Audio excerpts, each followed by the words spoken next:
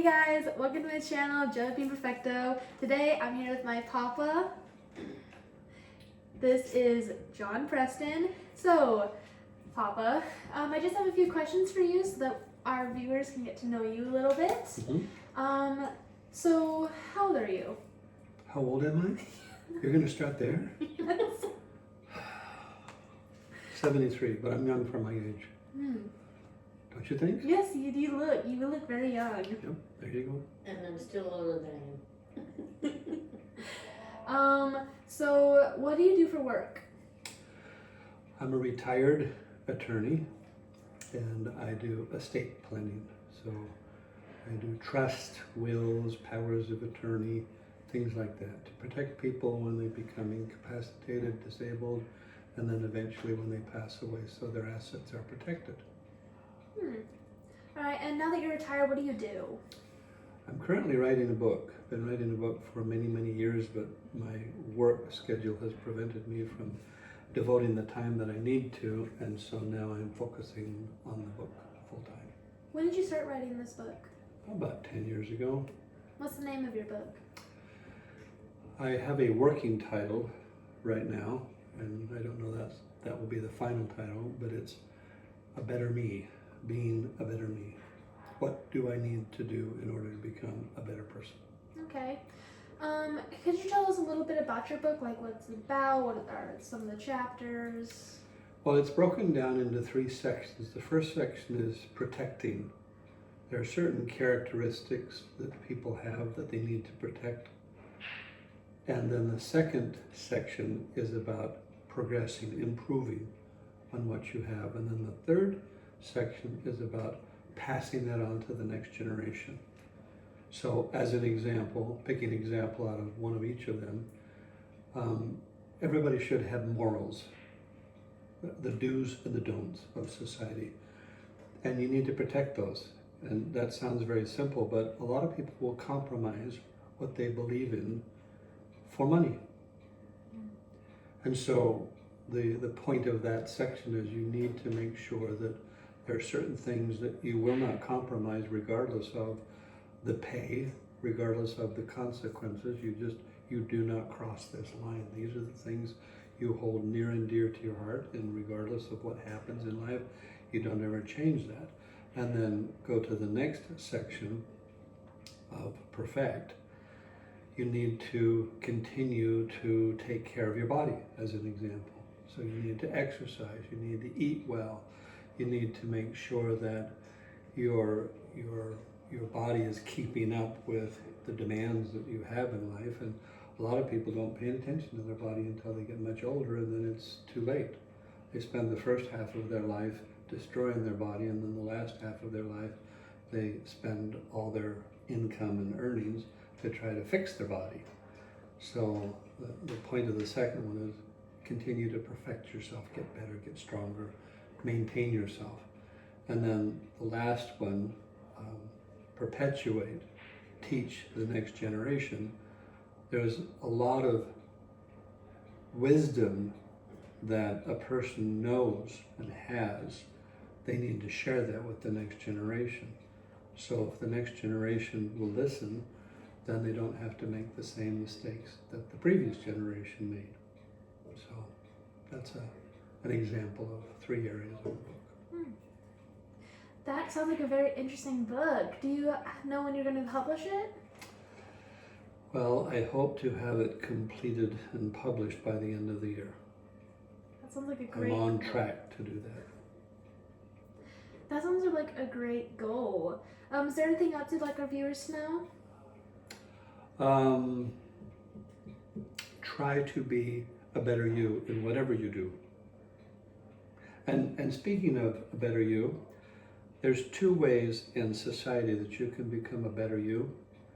One is, and I'm not advocating this, you can destroy those people around you, so make them lower, and that makes you higher.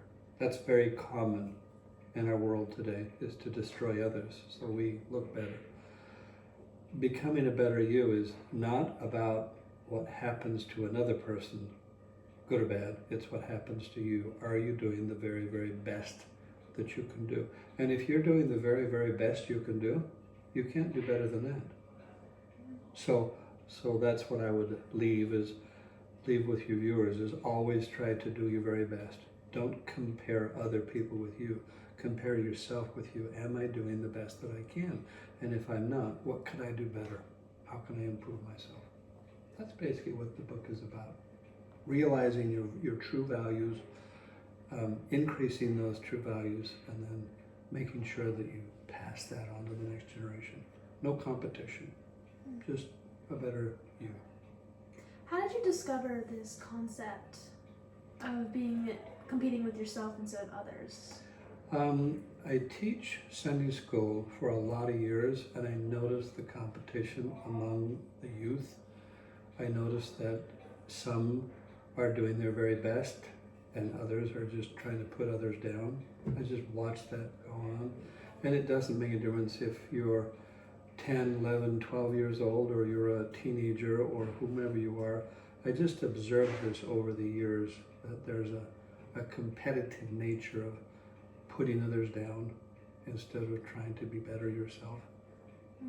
And what made you feel like what made you want to create this book? That's a really good question, because I didn't see anything like it. I didn't see anything that was addressing this issue. If anything, I see examples of people giving up their morals, giving up their standards.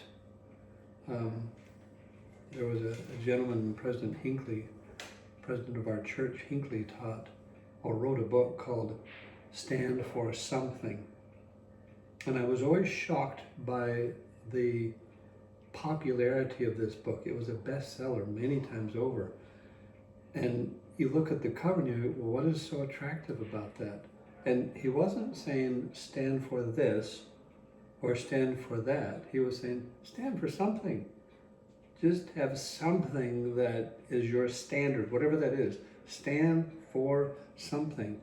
And I fear that in our world today, we are not standing for something.